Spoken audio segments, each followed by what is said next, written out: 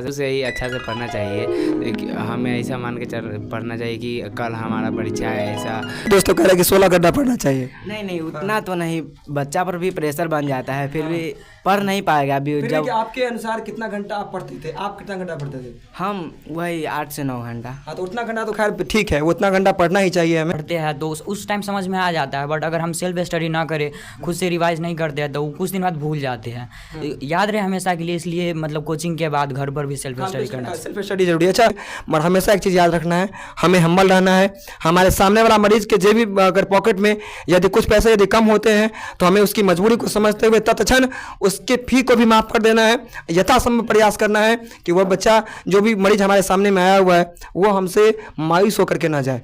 पढ़ने लिखने का मतलब यह नहीं कि हमारा लाइफ सेट हो जाए, हमारे बैंक खाते में हर महीने लाखों रुपए क्रेडिट होता रहे। हमें इसलिए पढ़ना है, हमें इसलिए कुछ अच्छा गोल अचीव करना है ताकि हम दूसरों के दुख दर्द में भी अपनी उपस्थिति दर्ज कर सकें। अच्छा चंदन, भविष्य में पढ़ लिख करके सर टीचर बनना है जी। टीचर ही क्यों, शिक्षक ही क्यों? सर क्योंकि कोई भी डॉक्टर इंजीनियर बन जाए लेकिन उसे पढ़ाने वाला टीचर ही होता है, इसलिए टीचर का ऑर्डर सबसे ऊपर होता है सर। गुरु दीक्षा कोचिंग क्लासेस के अनमोल विद्यार्थियों और अभिभावकों, आप सबको सादर नमस्कार है। इस साक्षात्कार की श्रेणी में जैसा कि आप 3-4 बच्चों का इसमें साक्षात्कार जो है पहले से पूर्व में भी सुन चुके होंगे, और आज पुनः जब मैट्रिकुलेशन की परीक्षा का परिणाम आ चुका है तो आज हम लोग उन बच्चों के साथ भी है जिन बच्चों ने पिछले साक्षात्कार में अपनी उपस्थिति दर्ज नहीं की थी, मगर आज वो बच्चे आज हमारे बीच में प्रेजेंट है। प्रथमतः जो हमारे बगल में बैठे हुए हैं सचिन कुमार, जिनका के 429 नंबर अचीव हुआ है, उनके ठीक वाम पक्ष में बैठे हुए हैं अमरजीत कुमार, जिनका कि 427 नंबर अचीव हुआ है। उसके बाद श्याम कुमार है, श्याम का 425 है। उसके बाद आशिक कुमार है, जिनका कि 421 नंबर है, और चंदन कुमार, जिनका कि 353 है ना। और तुम्हारा कितना है अब छोटू? 325 नंबर इनका है।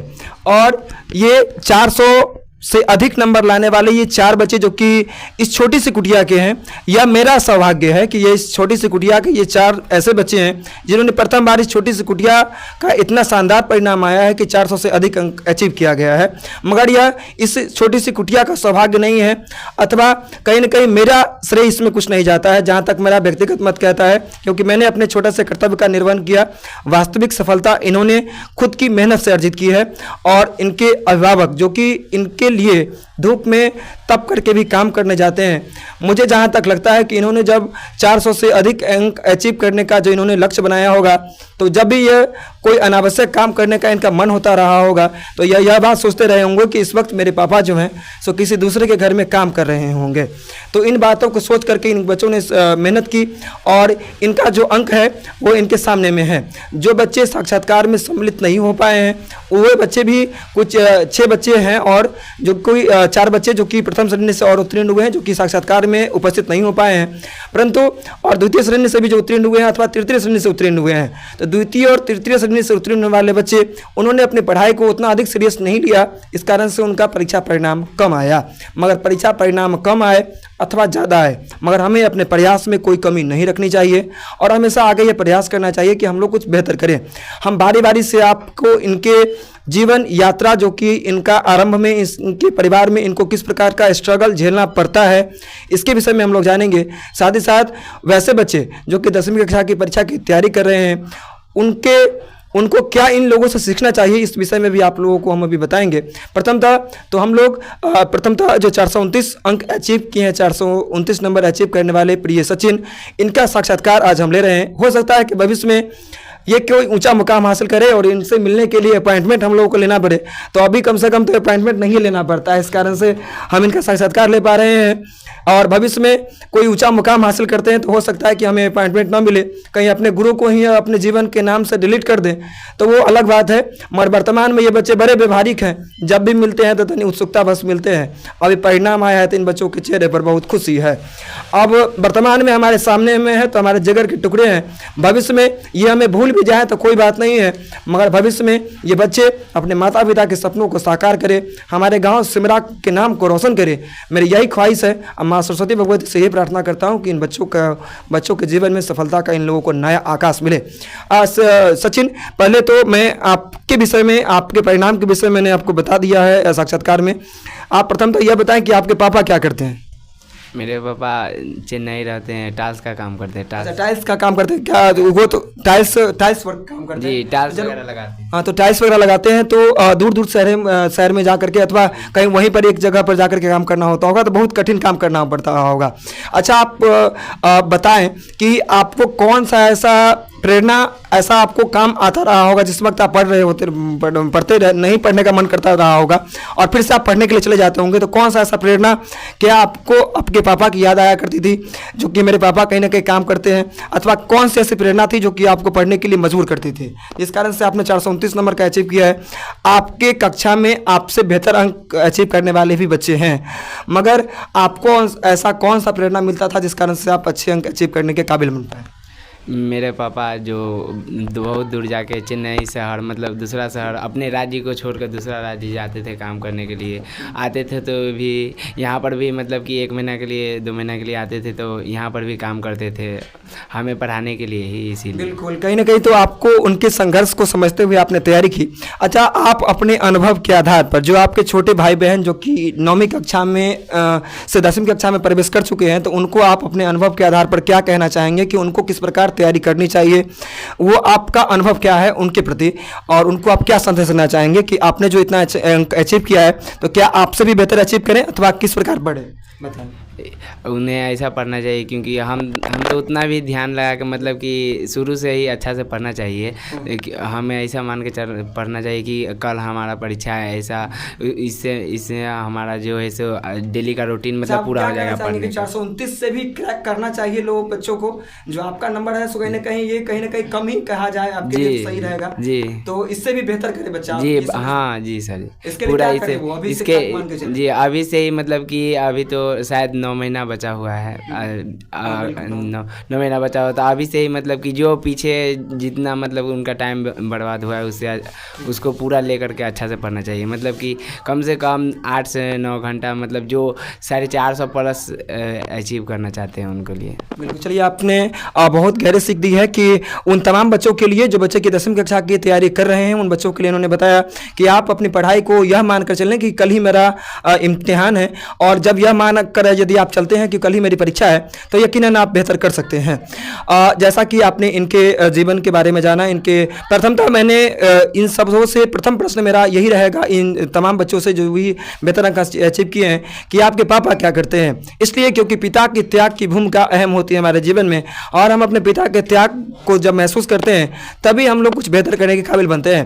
अब हम अमरजीत से जानेंगे जिन्होंने कि 427 अंक अचीव किया है, तो उनसे हम जानेंगे कि आपका क्या आपके पापा कौन सा कार्य करते हैं?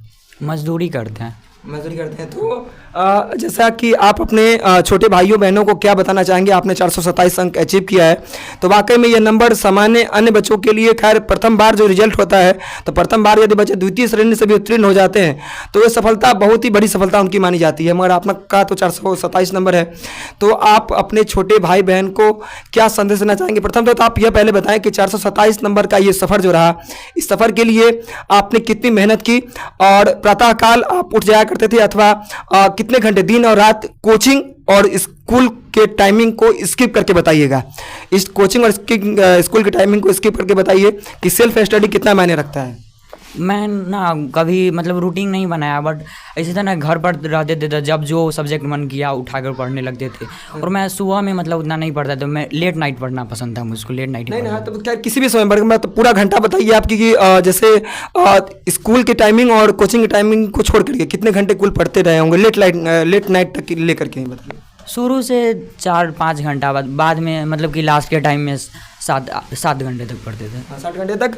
और ये चीज़ कहीं ना कहीं ज़रूरी होती है, एक टाइमिंग बनाना ज़रूरी होता है। और आपके हिसाब से सेल्फ स्टडी कितना मायने रखता है? सेल्फ स्टडी जरूरी है। ऐसे अधिकांश तो बच्चे बस सोचते हैं कि आज कोचिंग में मैं पढ़ लिया, बट यदि मैं सेल्फ स्टडी नहीं करूँगा तो बेहतर हो जाएगा, तो क्या ऐसा सोच रखना ज़रूरी होता है? अच्छा होता है? ये क्या नुकसान नहीं, मतलब हम कोचिंग में या कहीं पढ़ते हैं तो उस टाइम समझ में आ जाता है, बट अगर हम सेल्फ स्टडी ना करें, खुद से रिवाइज नहीं करते हैं, तो कुछ दिन बाद भूल जाते हैं। याद रहे हमेशा के लिए, इसलिए मतलब कोचिंग के बाद घर पर भी सेल्फ स्टडी करना चाहिए। सेल्फ स्टडी जरूरी है। अच्छा, आप जब परीक्षा देने गए होंगे तो उस वक्त में परीक्षा हॉल में कई ऐसे बच्चे रहे होंगे जिनको कि सवाल हल करना नहीं आता रहा होगा, तो उस वक्त उनके चेहरे पर कैसी स्थिति नजर आई आपको, जो आपने देखा, महसूस किया? हाँ, मेरे आसपास लगभग वैसे ही बच्चे थे, मतलब कि जो इधर उधर मतलब वैसे ही। तो तो वैसे इधर उधर वो जो जिनसे नहीं बन पा रहा था, उनको आपके अनुसार उनको कौन सी उनको कमी रही होगी जो कि उनके कारण ऐसा नहीं उनका अंक अचीव हुआ हो? पढ़ाई पर ध्यान नहीं देना, मतलब कि हम हीरो है स्कूल में जाकर ऐसे इधर उधर का काम करना, यही सब कि जिंदगी में पढ़ाई बहुत मैटर करता है। हम लोग ये नहीं सोचे कि जो हमारे पापा के पास बहुत पैसा बैंक बैलेंस है, जैसे कि आपने बताया कि मेरे पापा मजदूरी करते हैं, तो आपने 427 अंक जो अचीव किया, जहाँ तक मेरा व्यक्तिगत अनुभव अथवा मत कहता है, मैं भी आप ही की तरह परिवार से बिलोंग करता हूँ। मेरे पापा भी साइकिल चला करके डोर टू डोर बच्चों को होम ट्यूशन पढ़ाया जा करते थे, तो उस मैं आपकी मजबूरी को समझ सकता हूँ, और वही मजबूरी है जो कि 2016 में मैंने 395 अंक अचीव किया। खैर मैं बिहार बोर्ड टॉपर नहीं बन पाया मैं भी, तो इस बात का मलाल नहीं, मगर इस बात की खुशी कि मैंने अपने पापा के संघर्ष को महसूस करते, उस वक्त मेरे पापा नहीं थे, जीवित नहीं थे। 13/6/15 को इनका देहांत हो जाता है, मगर मैंने जब मेरे पिता का देहांत हुआ उसी वक्त मैंने प्रण लिया कि मेरे पापा तो चले गए हैं, मगर उनके नाम को मैं पहचान को अक्षुण्ण रखूंगा, और उनके नाम को उनके पहचान को अक्षुण्ण रखने के लिए जहाँ पर आप बैठे हुए उस शैक्षणिक संस्थान की कुटिया को मैंने स्थापित किया, मेरे भाइयों ने स्थापित किया, और उसी उद्देश्य के साथ मैं प्रयास करता हूँ कि बेहतर करूँ। और आप सबसे भी यही कहूँगा कि आप लोग जब भी पढ़ें, जहाँ पर भी पढ़ें, इस बात का ख्याल रखें कि मेरे पापा मेरे लिए संघर्ष करते हैं। अब हम श्याम से जानेंगे कि श्याम आपके पापा क्या करते हैं, वो बताएं आप। हाँ, हमारे पापा बड़े बड़े प्लांट में काम करते हैं। अच्छा, तो कौन सा कार्य करते हैं वहाँ पे? यही बात ही, बड़े बड़े पाइप होता है ना, उसको जोड़ना। अच्छा, तो वो जैसे मिलता, आप जैसे पापा को जो पैसे मिलते होंगे, तो उसमें कभी ऐसा अभी आया आपको क्या कि पढ़ाई के लिए पैसे कम पड़े अथवा किताब के लिए, कॉपी के लिए? हाँ, बहुत अति होता है ऐसा, मतलब मम्मी दूसरे के खेत में काम करती है, उससे अति होता है, पढ़ाई वढ़ाई के लिए निकाल लेते हैं खर्चा। तो पापा मम्मी आपकी दोनों कहीं ना कहीं उसके हिसाब से आपको कहीं ना कहीं, मम्मी भी जैसा कि आपने इनके विषय में जाना कि इनकी पढ़ाई में कुछ तकलीफें भी आती है, पापा जो शहर में काम करते हैं प्लांट में, तो उस प्लांट से जो पैसे जो नहीं हो पाते हैं, उस कारण से इनकी मम्मी को भी दूसरों के यहाँ काम करना पड़ता है। बावजूद इसके इन्होंने जो अंक अचीव की है, यह अंक जो है सो सामान्य बच्चों के लिए अचीव करना कहीं ना कहीं नामुमकिन सा हो सकता है, पर इन्होंने अचीव की, तो यह इस बात का घोतक है कि यदि हम लोग यदि अपने माता पिता के संघर्ष को यदि समझते हुए यदि अंक अचीव करें, तो हम लोग कुछ बेहतर कर सकते हैं। तो अब आपसे ये प्रश्न रहेगा कि आप अपने छोटे भाई बहन को जो कि 10वीं कक्षा की तैयारी कर रहे हैं, तो उन बच्चों को क्या संदेश देना चाहेंगे, क्योंकि उनका तो 3 महीना कोलैप्स हो चुका है, अब जा चुका है, तो जो भी समय शेष है उसमें आप क्या अपने अनुभव के आधार पर कहेंगे कि उनको किस प्रकार तैयारी अभी से करनी चाहिए, किस प्रकार उनको पढ़ना चाहिए ताकि वो अच्छा अंक अचीव कर सकें? उन बच्चों के लिए हम कहना चाहेंगे, अपने माता पिता के संघर्ष के बारे में जानते हुए उनको ठीक से पढ़ना होगा शुरुआत से ही, तभी अपने माता पिता के लिए और अपने समाज के लिए कुछ कर पाएंगे। बिल्कुल, मतलब माता पिता के संघर्ष को समझना जरूरी है। और आपके अनुसार जो 10वीं कक्षा की बच्चे की परीक्षा की तैयारी करते हैं, उनको कितने घंटे दिन रात मिला करके पढ़ना चाहिए? दिन रात मिला के तो हमारे अंदाज से 16 से 20 घंटा होना चाहिए। कितना घंटा पढ़ना चाहिए? 16 से 20 घंटा। नहीं तो पगलाइए जाएगा बच्चा, था उतना देर तो भी नहीं, कहीं ना कहीं, मगर तभी भी उतना देर भी नहीं, उतना देर कहिएगा तो कहीं ना कहीं बच्चा पागले हो जाएगा। ज़्यादा देर पढ़ना भी जरूरी नहीं होता, मगर हाँ बच्चा जो है सो लगभग 8 से 10 घंटा तो खैर बहरहाल पढ़े ही। 8 घंटे सेल्फ स्टडी बहुत मायने रखती है। जैसा कि अमरजीत ने बताया कि आपको कि मैं 60 घंटे पढ़ा करता था जब परीक्षा के जब अंतिम महीने थे, अथवा 3-4 महीने बचे तो मैं 60 घंटे पढ़ा करता था। तो ये जो रूटीन जो होती है ना, जो शुरुआत में होता है, उस रूटीन को बरकरार रखना चाहिए। और आप इंटरमीडिएट में ये प्रयास नहीं कीजिएगा कि जो अभी जो मेरा नंबर आया उससे ज़्यादा नंबर अचीव करने के लिए 16 घंटे पढ़ते रहे। दिन रात में 24 घंटा होता है, हमारे 24 घंटा पढ़ते रहिएगा तो लगा के दिमाग कोलैप्स हो जाएगा। दिमाग नहीं काम करेगा तो दिमाग नहीं रहेगा तो पढ़िएगा क्या। अब हम आशिक से जानेंगे कि आशिक आप बताएं कि आपको जो नंबर अचीव हुआ है इससे आपके पापा जो हैं उससे आपके पापा कितना खुश हैं? आपके पापा करते क्या है, पहले आप अपने पापा के बारे में बताएं, जो आपके पापा क्या करते हैं? मेरे पापा एक किसान है और खेती के साथ साथ वो बाहर जाकर भी काम करते हैं। जैसे जैसा खेती का कार्य रहता होगा तो खेती का काम करते रहते होंगे, और जब खेती का काम नहीं रहता होगा तो फिर बाहर जाके काम करते होंगे, ऐसा है। अच्छा, आप बताएं कि आपने 421 नंबर का अंक हासिल किया है, तो ये आपके लिए कितनी बड़ी खुशी की बात है? जब आपको ये पता चला होगा तो उस वक्त कैसा आपको महसूस हुआ, कैसा आपको फील हुआ? क्या लगा कि कुछ कहीं ना कहीं कसर रह गई? नहीं, जिस हिसाब से हम मेहनत किए थे उस हिसाब से हमारा नंबर आया और हम बहुत खुश भी है इसमें। नहीं, खुश रहना भी चाहिए, सेटिस्फाइड रहना चाहिए। हमारा नंबर हो सकता है जो हमारी इच्छा रही होगी कि हम कुछ बेहतर करें और अच्छा करें, मगर जो आया ईश्वर का शुक्रिया है, माता पिता के संघर्ष का शुक्रिया है। उनके चरण का वंदन करते हुए हमें आगे के लिए तैयारी करनी है। आप अपने जो छोटे भाई बहन हैं उनको क्या संदेश देना चाहेंगे कि वो किस प्रकार पढ़े? हम उनको यही संदेश देना चाहेंगे कि उनको जितना भी आप टाइम बचा हुआ है परीक्षा में, शुरू से अखनी से एक रूटीन बनाकर पढ़ना चाहिए और हर सब्जेक्ट पर बराबर ध्यान देना चाहिए, किसी भी सब्जेक्ट पर कम नहीं आना, किसी पर ज़्यादा, और सेल्फ स्टडी करना चाहिए और बाकी सब्जेक्ट। आपके हिसाब से कितने घंटे बच्चों को पढ़ना चाहिए दिन रात मिला करके? आपके दोस्तों कह रहे हैं कि 16 घंटा पढ़ना चाहिए। नहीं उतना तो नहीं, बच्चा पर भी प्रेशर बन जाता है, फिर भी पढ़ नहीं पाएगा अभी। जब आपके अनुसार कितना घंटा आप पढ़ते थे? आप कितना घंटा पढ़ते थे? हम वही 8 से 9 घंटा। हाँ, तो उतना घंटा तो खैर ठीक है, उतना घंटा पढ़ना ही चाहिए हमें, क्योंकि यदि एक लक्ष्य बड़ा होगा तो उसके लिए मेहनत भी बड़ी करनी होगी। आप चंदन कुमार, आप बताएंगे कि ये हमारे कोचिंग शैक्षणिक संस्थान के सबसे नन्हे उस्ताद हैं जिन्होंने कि 353 नंबर अचीव किया है। इनकी हैंड राइटिंग थोड़ी अच्छी नहीं है, मगर इनका दिशा और दशा जहाँ तक अभी वर्तमान में है वो अच्छा है, और आशा करते हैं इनसे कि भविष्य में भी आप अच्छा परिणाम हासिल करेंगे। पहले तो आप ये बताइए कि आपके पापा क्या करते हैं? टेम्पो चलाते हैं। पापा आपके टेम्पो चलाते हैं, मतलब विभिन्न प्रकार की मुश्किलों का वहन करते हुए सड़क में जब तेज गाड़ियां अंधी हबों में बातें करती हुई जब जो दौड़ती रहती हैं, उस वक्त में जब आपके पापा गाड़ी चलाते होंगे तो उनको इस बात का खतरा भी महसूस होता होगा कि पता नहीं मेरे साथ क्या होगा, तो खतरों से दो चार होकर के आपके पापा आपके लिए संघर्ष करते हैं। तो 353 नंबर जो आपको अचीव हुआ है, तो आप इस नंबर से संतुष्ट हैं अथवा आपको यह लगा कि कहीं ना कहीं इसमें और कुछ बेहतर होना चाहिए था? नहीं, मैं संतुष्ट हो, ठीक है। अच्छा, आप बताएं कि आपके जो छोटे भाई बहन हैं उसको आप क्या संदेश देना चाहेंगे, जो उनको आपके अपने अनुभव के आधार पर उनको क्या संदेश देना चाहेंगे कि वो किस प्रकार पढ़े?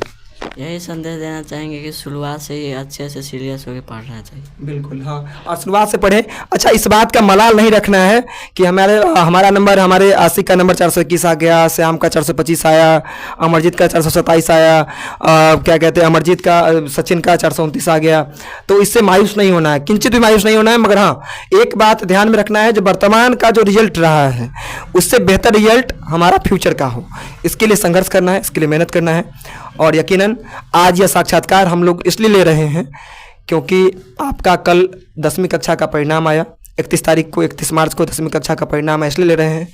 और कुछ ऐसा अंक अचीव कीजिए ताकि आप लोग भविष्य में कुछ ऐसा कीजिए ताकि आप लोग आज जो का साक्षात्कार 10 मिनट से अधिक का है, 20 मिनट से अधिक का है, और एक साक्षात्कार हम लोग एक दिन ऐसा लें जो साक्षात्कार आप लोग, मैं बेशक जिस कुर्सी पर मैं हूँ, चाहे वह अध्यापक की कुर्सी पर, अध्यापक की, छोटे से अध्यापक की कुर्सी पर जो मैं हूँ, तो मैं उसी अध्यापक की कुर्सी पर ही रहूँ, मगर आप लोग जिस कुर्सी पर बैठे वह कुर्सी बेहद ही शानदार हो, अर्थात आप कोई पदाधिकारी बने। तो उसके लिए आप मेहनत करें और वह साक्षात्कार जो होगा वो वाकई में अनमोल होगा। और यह साक्षात्कार भी अनमोल है क्योंकि आप लोगों की सफलता बड़ी सफलता है, और मेरे शैक्षणिक संस्थान के लिए गौरव का विषय है कि मुझे ज्ञान के 2 शब्द आप लोगों को समझाने का अवसर मिला। अब छोटू कुमार बैठे हुए हैं बगल में। बहरहाल चंदन कुमार का नाम छोटू कुमार होना चाहिए था, इनका नाम चंदन कुमार होना चाहिए था, मगर इनका नाम छोटू कुमार है। इनकी लंबाई अधिक है मगर नाम से नहीं बल्कि कर्म से इंसान बड़ा होता है। तो इनका भी बेहतर अंक अचीव हुआ है, 400 तक के आंकड़ों को नहीं छू पाए हैं छोटू कुमार। प्रथम तो अब सवाल इनसे यह रहेगा कि बताएं कि आपके पापा क्या करते हैं? मेरे पिताजी पेट्रोल पंप पे काम करते हैं, नोजलमैन का। अच्छा, तो कितने महीने पापा कमा देते होंगे पैसे? लगभग 8 से 10 हज़ार। अभी हाल ही में आपके पापा की तबीयत भी खराब थी, पापा आपके घर पे थे, तो पढ़ाई के एवज में कुछ प्रकार की कठिनाइयाँ भी आती रही होंगी। किस प्रकार आपने मैनेज किया उस कठिनाई को, कि जैसे किताब को खरीदना, कॉपी को खरीदना, किस प्रकार का संघर्ष आता था आपके साथ? कुछ ऐसे भी आता था कि जो पैसा नहीं रहा करते होंगे, तो उस वक्त कैसे आपकी मम्मी मैनेज करती रही होगी सब बात? जी, उस वक्त फिर भी मम्मी पापा कोई भी परेशानी नहीं होनी थी पढ़ाई के लिए। किसी तरीके से व्यवस्था करके उन्होंने, जबकि पापा की भी तबीयत खराब थी, आप अपने परिवार में अकेले हैं, तो आपकी मम्मी भी खेती का भी काम कर लेती हैं और बावजूद आपकी पढ़ाई नहीं रुकी, यह बात अच्छी बात है। अच्छा, आप बताएं कि आप आपके जो छोटे भाई बहन हैं उनको क्या संदेश देना चाहेंगे? उनको किस प्रकार पढ़ना चाहिए अभी से ताकि उनका भविष्य का परिणाम बेहतर रहे? उनको शुरू से ही बेहतर ढंग से पढ़ना चाहिए, रूटीन के हिसाब से, ताकि उनका भविष्य बेहतर हो। उनका अपना नींव को मजबूत करना चाहिए ताकि उनका जो आने वाला समय है वो अच्छा हो सके। बिल्कुल, हाँ, नींव को मजबूत करना बेहद ही ज़रूरी होता है। जैसा कि इन्होंने बताया कि नींव को मजबूत करना अर्थात बेस को स्ट्रॉन्ग करना बेहद ही ज़रूरी होता है।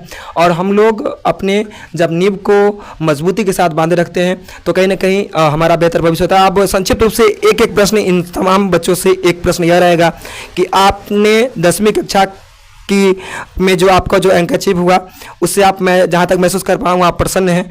अब आगे का आपका क्या लक्ष्य है कि आपको पढ़ लिख करके भविष्य में क्या बनना है, और जो बातें अभी बताई जा रही हैं वो बनना ही है हमें, और उसके लिए हमें संघर्ष करना है। और इंटरमीडिएट में क्या इससे और ज़्यादा बेहतर ढंग से तैयारी करनी है, क्या लक्ष्य है आपका, बताइए। मेरा लक्ष्य है कि नीट फाइनल करना है, इसीलिए साइंस लेंगे जी। और उसके लिए और ज़्यादा जितनी 10वीं मेहनत की गई उससे बेहतर करना है जी, उससे तो बेहतर करना ही होगा। हाँ बिल्कुल। आपका क्या लक्ष्य?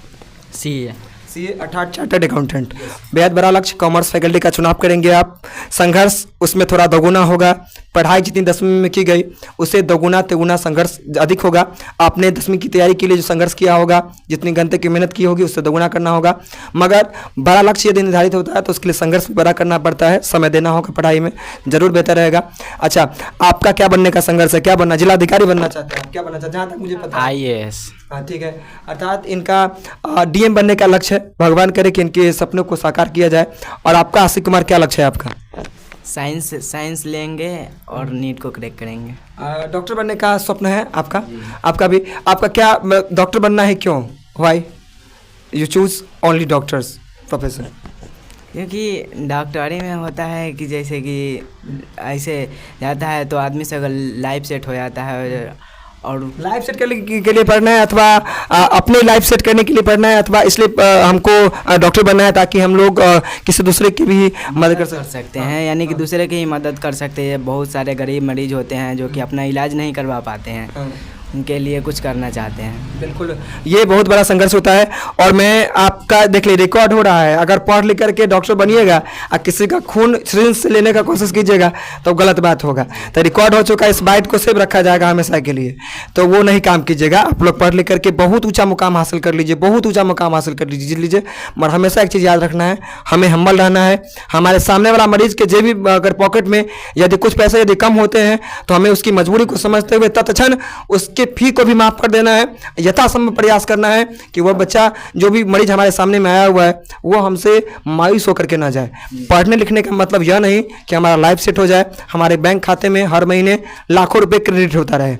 हमें इसलिए पढ़ना है, हमें इसलिए कुछ अच्छा गोल अचीव करना है ताकि हम दूसरों के दुख दर्द में भी अपनी उपस्थिति दर्ज कर सकें। अच्छा चंदन, बताइए आपको क्या बनना है जी?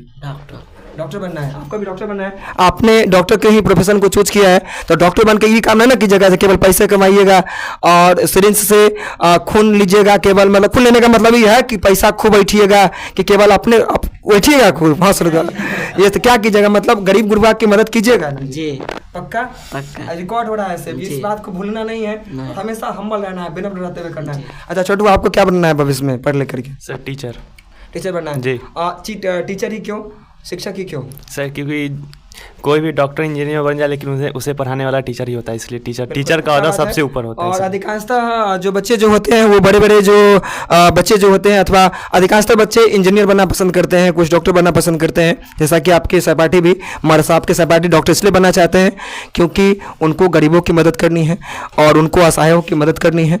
और आपको इसलिए टीचर बनना है क्योंकि एक शिक्षक जो होता है वो दूसरों के भाग्य का निर्माण करने वाला होता है, और एक बच्चा कुछ भी बन जाए मगर उसको पढ़ाने वाला शिक्षक ही होता है। शिक्षक बनना आज के समाज में कुछ एक लोग बच्चे जो नए यूथ जो होते हैं, जो कि बड़े घर के बच्चे होते हैं, वो नहीं चाहते हैं, मगर आप लोग कुछ बड़ा बनना भी चाहते हैं। और एक आपके अंदर विनम्रता इस बात की है कि आप इसलिए बनना चाहते हैं क्योंकि आपको लग रहा है कि इस प्रोफेशन से समाज के बेहतर की उम्मीद की जा सकती है, तो इसलिए भी हमें पढ़ना चाहिए। ये विनम्रता जो आपके अंदर आई है, ये आपके माता पिता के अच्छे संघर्ष के कारण आया है। आप लोग हमेशा अपने माता पिता के संघर्ष को समझते हुए तैयारी कीजिए, मेहनत कीजिए। भविष्य में आपकी सफलता है वो आपको और ज़्यादा, अभी जो सफलता प्राप्त हुई है इससे भी बेहतर सफलता हो। ये आरंभ है, ये अंत नहीं है। और जो भी नंबर रहा है उस नंबर के लिए हमें अपने माता पिता को धन्यवाद करना है, हमें माँ सरस्वती भगवती को धन्यवाद करना है, हमें विघ्नहर्ता गणेश जी को धन्यवाद ज्ञापित करना है कि उन्होंने जो सफलता दी है ये बहुत बड़ी सफलता है। बहुतों के लिए 10वीं कक्षा की परीक्षा को पास करना एक स्वप्न जैसा होता है। बिहार के में 38 ज़िले, और 38 ज़िले में बहुत सारे बच्चे ऐसे भी हैं जो कि अनुत्तीर्ण रहे हैं, तो उनके जीवन में भी दुख इस वक्त होगा।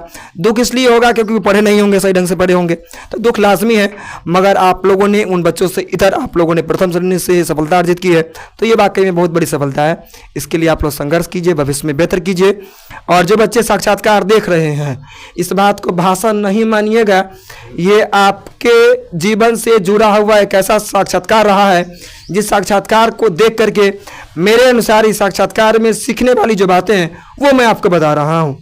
इसमें सीखने वाली बात साक्षात्कार में ये रही कि इन्होंने बच्चों ने जो अपने जीवन की यात्रा के विषय में बताया, इन्होंने बताया कि मेरे माता पिता की आर्थिक स्थिति प्रतिकूल थी, मेरे माता पिता मजदूरी करते हैं, इसके बावजूद मैंने पढ़ाई की।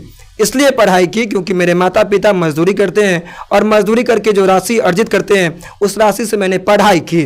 तो सुनिए, देखिए, इन्होंने जो संघर्ष महसूस करते हुए जो पढ़ाई की, तो उससे आप लोग प्रेरित होइए। हमारे लिए हमारी खुशी इंपॉर्टेंट नहीं करती है, हमारे माता पिता का संघर्ष भी हमारे लिए इंपॉर्टेंस महत्व रखता है। तो हम लोग अपने माता पिता के संघर्ष को समझते हुए तैयारी करें। यह इन लोगों का साक्षात्कार एक बात की सीख देता है। दूसरी सीख इस साक्षात्कार से हम लोगों ने यह लिया कि पढ़ाई के लिए शुरुआत से सही ढंग से पढ़ना सही होता है। और तीसरी सीख इस बात से कि पढ़ लिख करके कितना भी बड़ा गोल अचीव कर लें, जो भी बनना चाहें, मगर हमें जो भी बनना है उसमें विनम्रता रखना है। आशिक को डॉक्टर बनना है इसलिए क्योंकि उनको अपने जीवन को सेटल करना है, साथ ही साथ जीवन को सेटल करने के साथ साथ गरीबों की मदद भी करना है। छोटू को डॉक्टर टीचर इसलिए बनना है क्योंकि इनको बच्चों का भाग्य निर्माण करना है।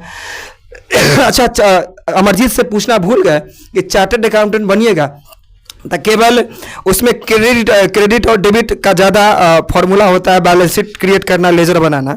तो ये बात बताइए कि केवल पढ़ लिख करके जो सीए का जो जब अचीव कीजिएगा, भगवान करे कि आपकी सफलता वो अर्जित हो, तो सफलता अर्जित कीजिएगा तो केवल अपने खाता में पैसा कमा करके पैसा क्रेडिट कीजिएगा कि उस पैसा से कभी किसी ऐसे गरीब बस्ती में भी जाइएगा कि किसी की मदद भी कीजिएगा। किसी की मदद करना प्रथम प्राथमिकता। तो ज़बरदस्ती में नहीं बोलिएगा, केवल अपने करना होगा तो अपने बोलिएगा, नहीं तो बताइए क्या करना चाहते हैं। नहीं, ज़रूर, अगर हो सकता है तो ज़रूर करना चाहिए। बिल्कुल करिए, आप कीजिएगा, जितना करेंगे ज़रूर करेंगे। तो वो करना चाहिए, विनम्रता होनी चाहिए हमारे अंदर। हम अपने बैंक बैलेंस में ही यदि हम क्रेडिट करेंगे तो इससे हमारे जो आने वाली पीढ़ियाँ होंगी वो तृप्त होंगी, मतलब खुश होंगी। हमारे पापा के खाते में बहुत पैसा है तो उस पैसा का गलत यूज किया जाएगा, और वही पैसा जब हमारे जेब में अगर 10 रुपये होता है और 10 रुपये का यदि हम लोग 1 रुपये में जो 2 चॉकलेट देता है 20 चॉकलेट ले लेंगे और अपने दोस्तों में बराबर बांट कर यदि खा लेंगे तो दोस्त भी घर जाएगा तो उसकी मम्मी पूछेगी कि अभी कहाँ था और क्या कर रहा था, तो हम बताएंगे दोस्तों के साथ थे, पास किया है, दोस्त 10 रुपये का चॉकलेट खरीदा है, 2 चॉकलेट हमको भी दिया है बांट करके, तो वो नाम वहाँ भी लिया जाएगा। कहने का मतलब ये बहुत बड़ी बात कही गई है कि जो भी कुछ हम किसी के लिए छोटी सी राशि ही यदि अंश दान करते हैं तो उसका एक नाम होता है, पहचान होता है, और उस व्यक्ति की नज़र में यह बात हमेशा के लिए अक्षुण्ण रहती है।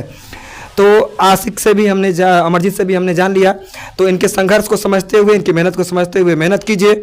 आप मेहनत नहीं कीजिएगा तो भविष्य में हाथों में एक डमरू ले लीजिएगा, ठीक है। देखिएगा जो आता है बेचने के लिए, तो डमरू लेकर के सन पापड़ी बेचने के लिए एक डमरू खरीद लीजिएगा, 2 बोरा खरीदना है, एक साइकिल झारखंडी वाला भी चलेगा, ठीक है, तो वो लेकर के सन पापड़ी बेचना होगा।